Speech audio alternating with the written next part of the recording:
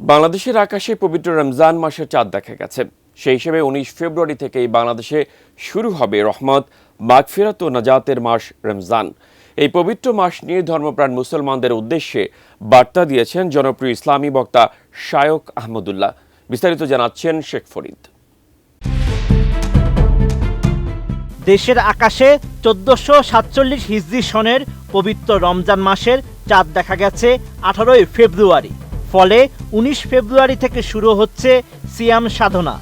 পবিত্র এই মাসকে স্বাগত জানিয়ে ধর্মপ্রাণ মুসলমানদের উদ্দেশ্যে শুভেচ্ছা ও অনুপ্রেরণামূলক বার্তা দিয়েছেন আস-সুন্নাহ ফাউন্ডেশনের চেয়ারম্যান ও ইসলামী বক্তা শায়খ আহমদুল্লাহ।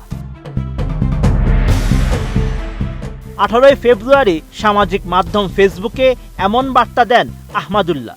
ফেসবুকে তিনি লিখেন, নতুন চাঁদের রোশনীতে শুরু হলো মুমিন জীবনের বহু আকাঙ্ক্ষিত মাস পবিত্র মাহে রমজান।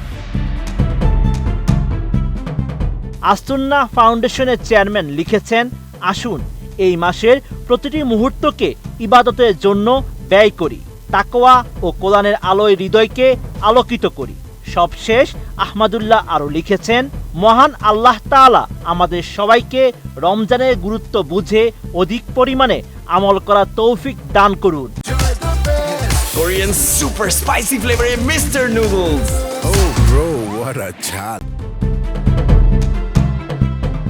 এর আগে 18 ফেব্রুয়ারি সন্ধ্যায় জাতীয় মসজিদ বাইতুল মোকাররমের ইসলামিক ফাউন্ডেশন মিলনায়তনে জাতীয় চাঁদ দেখা কমিটির সভা থেকে চাঁদ দেখা গেছে বলে জানানো হয়। সভায় সভাপতিত্ব করেন ধর্মমন্ত্রী কাজী শাহ মোফাজ্জল হোসাইন কায়কোবাদ। চাঁদ দেখা যাওয়ায় আজ বাদ এশা থেকে দেশের মসজিদে মসজিদে শুরু হয়েছে তারাবির নামাজ এবং ভোর রাত থেকে সেহরি খাওয়ার মাধ্যমে রোজা রাখা শুরু করবেন বাংলাদেশের ধর্মপ্রাণ মুসলিমরা।